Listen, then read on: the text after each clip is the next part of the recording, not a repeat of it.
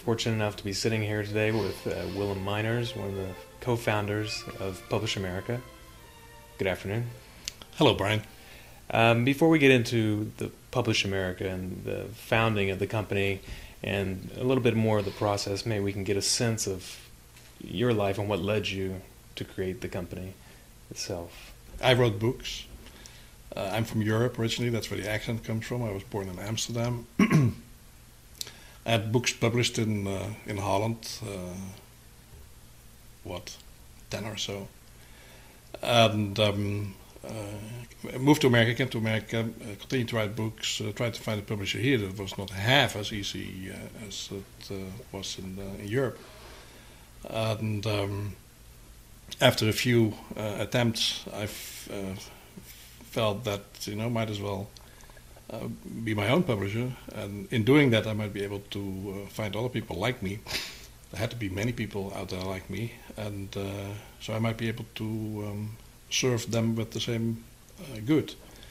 And before I knew there was PublishAmerica, and I founded together with my partner Larry Klapper, who was in the same boat, and that's what we figured we should do. We did, and we imagined that there might be up to or maybe 1,000 authors, would-be authors like us, that we might be able to help at no cost to them. You say you wrote about 10 books and published in Europe. Was writing always something in the cards for you? Was that something that you, as a young man and a teenager, even before that you were always doing? Probably not as a teenager, but when I came out of high school, I almost immediately dropped out of college to become a newspaper reporter. And then I've been involved in newspapers for about 20 years. And it was all about writing. It's not hard at all to become world famous in Holland. But that is true. The bottom line is true when it applies there as much as it applies here. Anyone who is a known entity in a community will find it easier to be published by a better known publishing house than most of us who are not known. I was, of course, but as soon as I came here 20 years ago, I was a nobody immediately. Nobody knew my name. So when you look at those who are successful in getting their books published, you almost always look at people who had previously made a name of themselves for whatever good or not so good reason. And celebrity still sells. So I take it when you moved here 20 years ago, you were, or did you have in mind changing the publishing industries so dramatically? When you came to America with your hat in your hand, were you thinking, I'm going to bring this sort of European sensibility and structure of publishing and bring it to America and spread it a little bit? Not at all. It was the farthest of my mind. I came here because I kind of sent myself out here. I was the newspaper editor, and it was my responsibility to send correspondence out all over the world. And so I issued myself out of Europe into here, and started actually working as a newspaper correspondent and a radio correspondent. But that was not as fulfilling as I thought it was. Beyond that, I had no clue, no idea what I was going to do here. So kind of to fill my time and to find some purpose, I started to write books again. And that certainly became my purpose.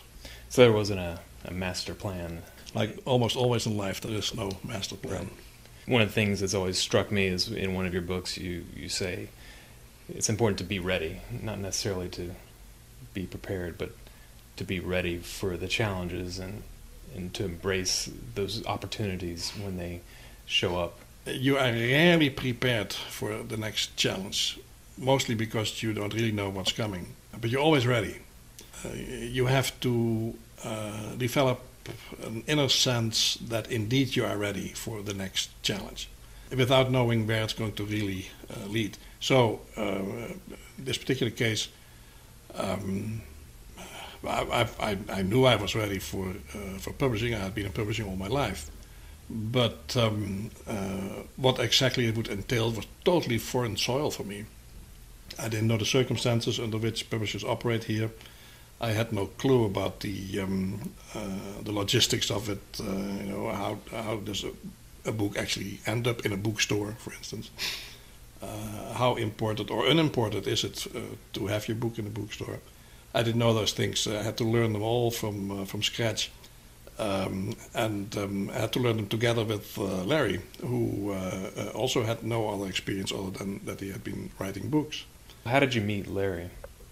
Larry was my internet provider. I started out with a small publishing company here first, a 1-2 horse outfit, and but we were using the internet heavily, and I needed a good internet provider, and Larry had an internet provider company at the time, and one thing led to the next, and we decided to use both our expertises to combine them and build this new company. But man, we were not at all prepared for what that meant in reality. Right. We hugely underestimated it. I always think about the old Reese's peanut butter cup commercial. I don't know if you ever saw it. You have your peanut butter and my chocolate, then you taste it together and say, "Wow, what an extraordinary taste it is." You're right. Bottom line is, you're right. You have a sense that you're onto something, without knowing really what it is, what it will become, and how you get from here to there. You don't know that. You oftentimes cannot know that, and you don't have to know it, because you will learn it as you go. And as you go, you find that things change. The road changes, the scenery changes, and you have to make a judgment that you couldn't even have thought of before you got started. I think that's an important point, and something that's very scalable for a lot of different situations. You talk about it in reference to the company and creating the company and having a sense of you're being onto something. You can kind of scale that down to a writer and their work, and opening the doors to the creativity and putting pen to paper. And I mean, you're a writer. You must know that feeling, and to not know exactly where it's going, but know that you're onto something, and you're onto something special. That is where many aspiring writers stop and quit, because they don't trust that they're onto something really good, because they don't have more than that general idea that they want to put down on paper. Maybe half of the first chapter, but I cannot start writing because I don't have chapter 2, I don't have chapter 3, much less the end chapter. Nobody does, or few people do. You get started, and then you hear that so often, but it's true. The story writes itself. You have to just open the door, as you said, and let it come. Now, that said, chapter 1 is rarely the chapter 1 that ends up in your book. Most authors don't find their rhythm, their writing rhythm, until well into that book. As you're talking about that, it kind of struck me how you can also scale that from the book aspect into PublishAmerica and the publishing industry at large. Because, as you said, you and Larry didn't really know what to expect, but you were ready. And I take it you had a trust in yourself that what you were doing, you were onto something. So maybe if you could talk a little bit about your chapter 1 with the company. Chapter 1 was basically my first small publishing company that I had advertised for free in all kinds of publishers' listings, and people had sent me their manuscripts, and I couldn't possibly publish everybody. It was I published, of all the manuscripts that I received at the time, talking about 1995, 1997. I probably published 30 or 40 of those. Everything else I couldn't afford.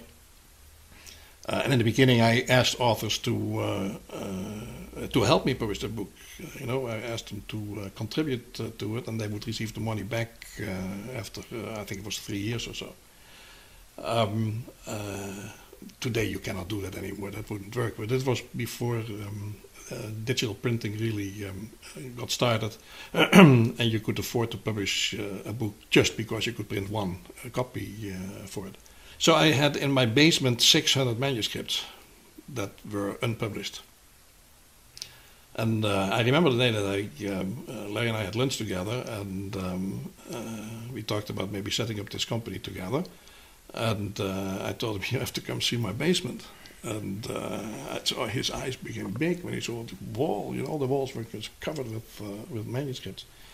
I said, this way we can start. We have a leg up on everyone else. We can just start offering a publishing contract for totally free to all these 600 people. And that's how we got started. And that was my responsibility at first. I was the acquisitions editor, so I sent a message to each and every author who sent me a manuscript and offered them a contract. I said, we're going to publish you for free. You don't pay a penny. We just trust that we will sell enough copies to make this profitable. All in all, about 450 of the 600 said, yeah, we'll sign that contract. And that's how I came at that number of maybe 1,000. Wouldn't that be fantastic? Because that seemed feasible when you worked with 600 at first. This was when I signed the first contract for PublishAmerica in January of the year 2000.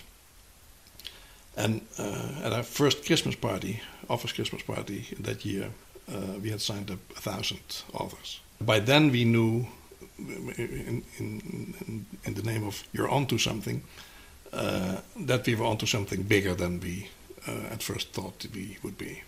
You had about 600 paper manuscripts.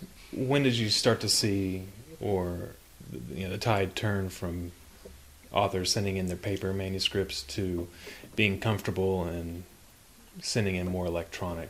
It's probably less a question of when were people comfortable sending this stuff out electronically than did people start to feel comfortable delivering their child, quote unquote, to somebody that they don't know in an electronic way.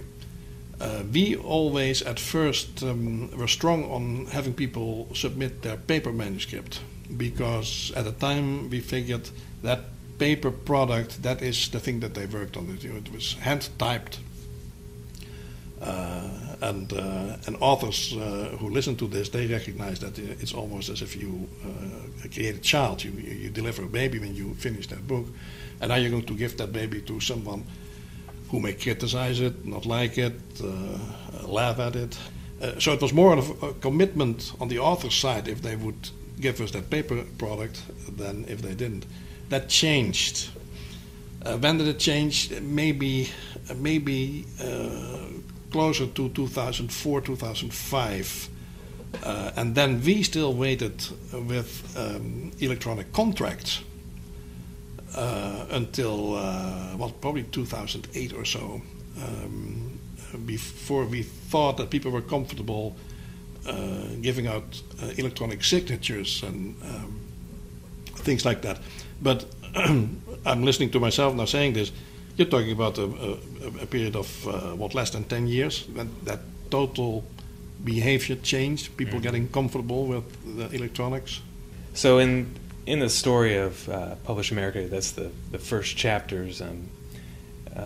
You said that you and Larry had an assistant, and you could afford to hire about a dozen full-time employees, and you didn't necessarily have the master plan. But looking back, which chapters do you have any, stories or anecdotes about especially gratifying portions of this story? The one that first comes to mind is early on in the experience. You asked did you use email? Yes, but the email also had a phone number, and so at 6 o'clock in the morning, Eastern Standard Time, I picked up the phone in my basement, and I got a woman on the line from Texas, where it was probably 5 o'clock or even 4 o'clock in the morning.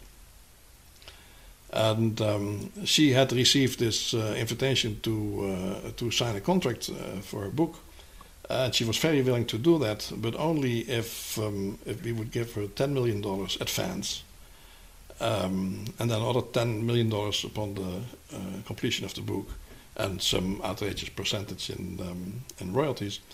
And she would be willing to travel to promote the book, but it would have to be done first class air tickets and stretch limousines. And then she wanted the final decision in who the security guards were going to be.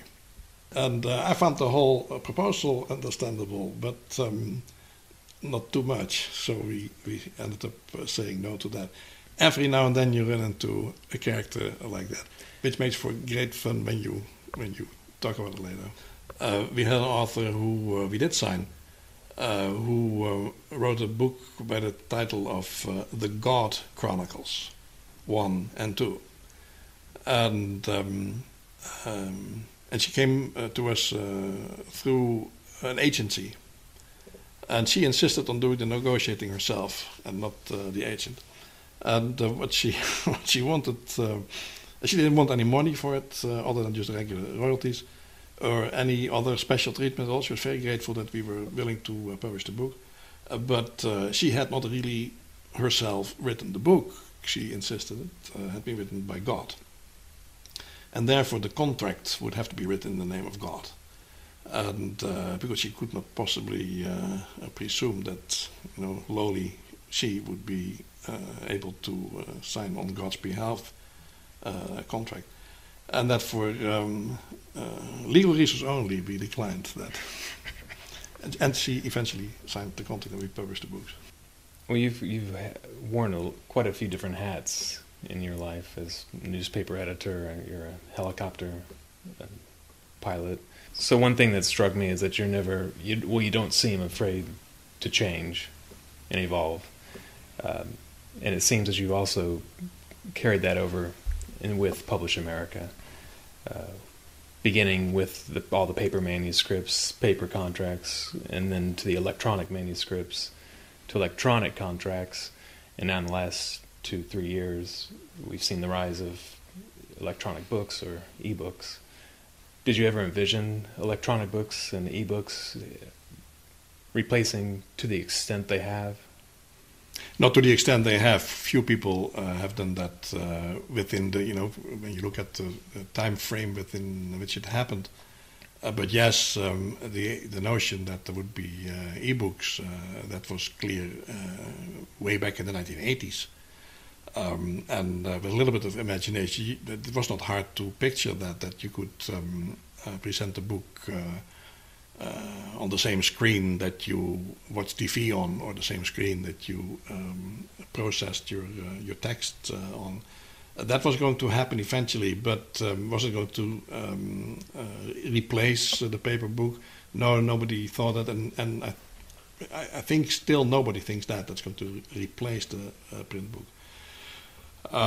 But there has been tremendous growth in the past only 2-3 years, and that is a testament to the beauty of competition, which only to that extent happens here in America. It's only because there is an Amazon and a Barnes & Noble who both have their own e-book readers, the Kindle and the Nook, and who compete for the e-book market. It's only because of that there has been this enormous surge that came from those companies themselves, who made it nice and attractive and exciting to buy their e-reader. Now that you have that e-reader, the Kindle or the Nook, now you also want to read books. When you look at the rest of the world, as you know, because you go there yourself many times, when you go abroad to book fairs, we've been in Asia and in Europe and South America. You don't see that kind of e-book phenomenon yet, and it is because of the absence of e-book vendors, bookstores where you can choose from 100,000 different e-books. Only in America can you do that so far. That's why the penetration of ebooks in the market, you hear different numbers from different angles, but I think a reliable number currently is 15% of the books sold are ebooks. That means that still 85% is print, but 15% has been achieved in only 3 years. That's an enormous volume in a very short time. You mentioned change. Were we ready for change? Of course, you always have to be, otherwise you shouldn't be in business to begin with. But that the change would take place at this time, at this rate, I had not predicted that. Larry had not predicted that, and few people that we know predicted that. Do you have any, say, advice for aspiring writers or publishers? You know, the aspiring writer of the next 10 years may very well be the next aspiring publisher. Of course, we have seen enormous growth of self-publishing companies over the past decade and a half or so. A phenomenon that has been very big in Europe for a much longer time, and about 150,000, maybe even 200,000 writers today are self-published. And there's nothing against that at all, except that you have to be ready and willing to pull your wallet and you have to pay. If that's what you want, then there's nothing wrong with self-publishing your book. Today, it's still you're still considerably better off if you use a traditional publisher who has all the venues available for you, who does the book formatting for you and all the artwork, and who knows how to get your book available to every bookstore all over the world. None of that you can easily get, especially not get for $0 if you self-publish. If writing is your real thing and getting it out there something you rather leave to others, then honestly, I know no better, but I would even say no other venue than PublishAmerica where you want to go and get it all done for you for totally free. The whole basic concept of having your book turned into a book that is now available to bookstores everywhere, and here it is actually a book, and here is your own copy of it. The only place where that's done is PublishAmerica, with the sole exception of those happy few that we talked about a moment ago, the celebrities, the few that are tremendously fortunate to have been selected by Random House, HarperCollins, Penguin, the big names. They publish together. They publish just about as many authors as PublishAmerica alone publishes in a year. That's few, and a significant number of those are translated authors from another country. The aspiring author whose primary interest it is to see their work published and available to sales venues, bookstores, but all kind of other places where they sell books, and doesn't want to worry about that, to concern themselves with that, much less don't want to pay any money for that, then your place is PublishAmerica. That's what we were when we first started in 1999. We were the only ones doing what we're doing, and that's what we still are today. There's a tremendous, we've seen a tremendous growth of new publishing companies over the past 12 years or so that we have been in business.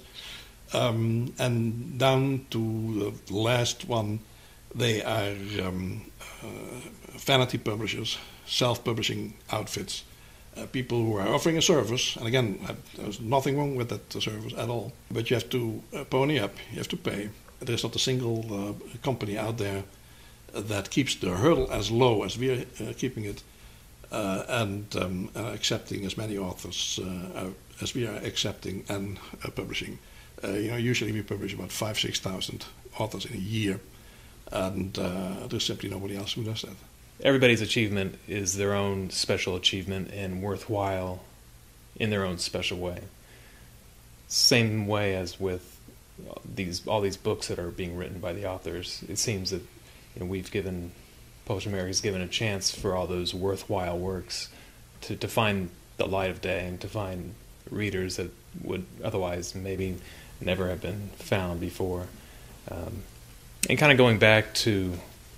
And that is, to interrupt you, that is what we hear back from so many authors, that they are tremendously proud and happy and grateful that they found a channel to get that achievement, that oftentimes, labor of love, published in the public eye,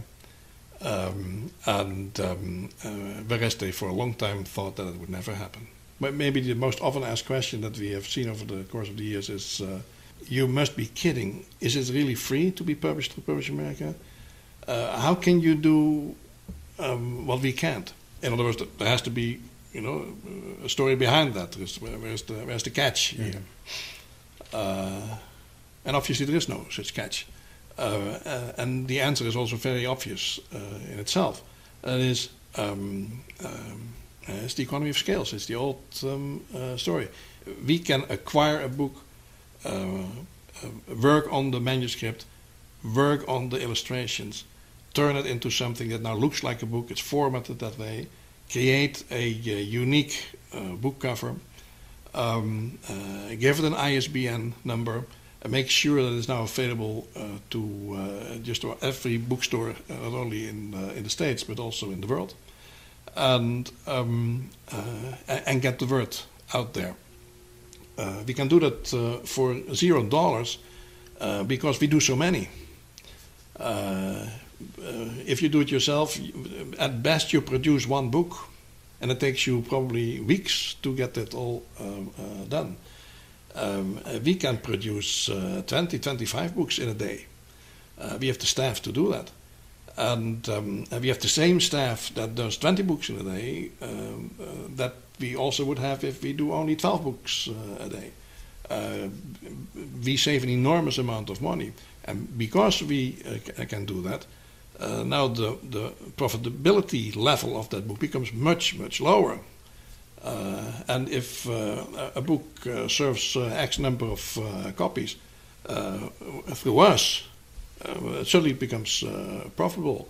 If that book sells the same number of copies after you self-published it, man, your level is much, much higher before you break even. There is no secret to it. It's a very simple economy issue that is true for just about any branch of industry, as it is for us.